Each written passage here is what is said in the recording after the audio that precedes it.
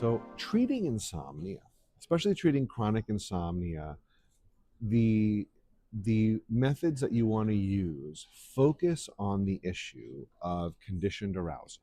What happens with chronic insomnia is that what starts as a sleep problem becomes predictable. Sleep starts becoming predictably stressful. And that predictable stress becomes a little bit of anticipation and worry about not sleeping. You get into bed worried a little bit that you might not be sleeping. But that increases the level of activation in your mind and your body, which makes it just a little bit harder to fall asleep or stay asleep when you wake up. Um, and so then that actually strengthens the relationship between sleep and stress and pairs them together because they become a stronger pair, which then makes you anticipate and fear sleep a little bit, which then increases that activation, which makes it harder to sleep, which then increases the pairing, and it becomes this cycle that just feeds forward. And so whatever caused the initial insomnia isn't even really always in the picture anymore. It's this cycle of worrying about sleep, which increases activation, which makes sleep harder, which then makes you worry about sleep. And so the answer and the most effective way, and there's decades of data that show this, the most effective way to fix chronic insomnia is actually to reprogram the brain and help it relearn how to sleep. And stimulus control and sleep restriction therapy are two of the most effective ways to do it. Now, sleep restriction therapy is tricky because sometimes it can be rather extreme, and you really need someone who knows what they're doing to oversee it. It's not something I'd recommend people do on their own. And in terms of helping with it, if you have a therapist who is helping walking you through sleep restriction therapy and you're feeling worse at first, that might be part of the process, because part of what sleep restriction therapy does is it drives up your natural sleep drive enough to kind of overpower whatever those mental blocks are. But that's why you need a trained therapist to help make sure you're still staying safe and within the boundaries of what's working. And you don't get frustrated.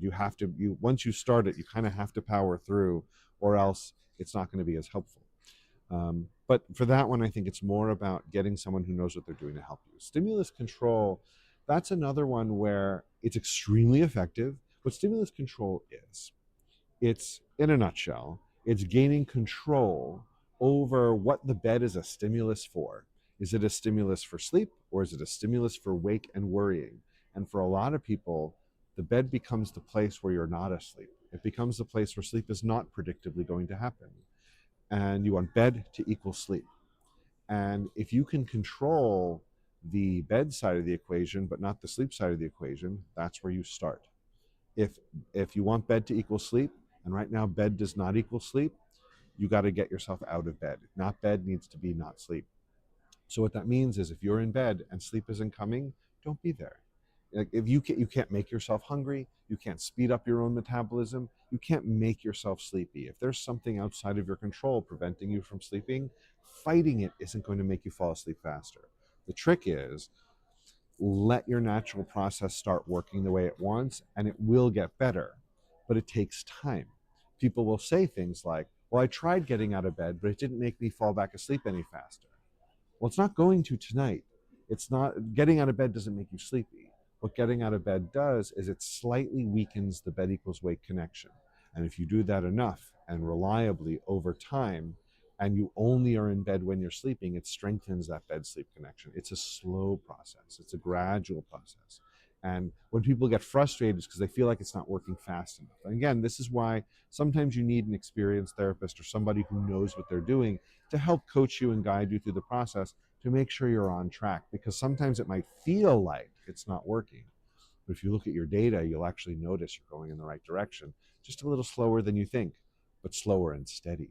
And that's why when most people finish these sort of behavioral procedures for insomnia, this brain retraining and it's part of CBT-I, cognitive behavior therapy for insomnia, when people go through it, often they never have to get treatment for insomnia again.